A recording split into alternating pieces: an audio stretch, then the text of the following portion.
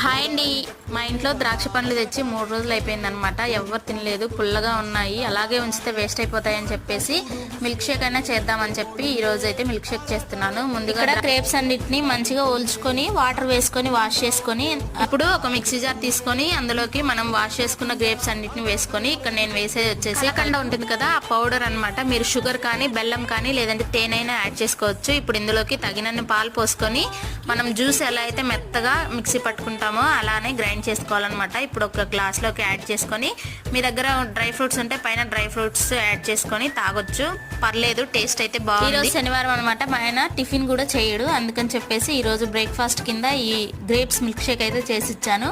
Taste అయితే బాగుందంట, మీరే చూడండి వీడియోలో. మా పిల్లలు కూడా ఇష్టంగా తాగేశారు. మరి ఇలాంటి మంచి మంచి వీడియోస్ కోసం మన ఛానల్ని సబ్స్క్రైబ్ చేసుకొని పక్కనే ఉన్న బెల్ ఐకాన్ యాక్టివేట్ చేసుకోండి. వీడియో నచ్చినట్లయితే లైక్ చేయండి. Bye bye.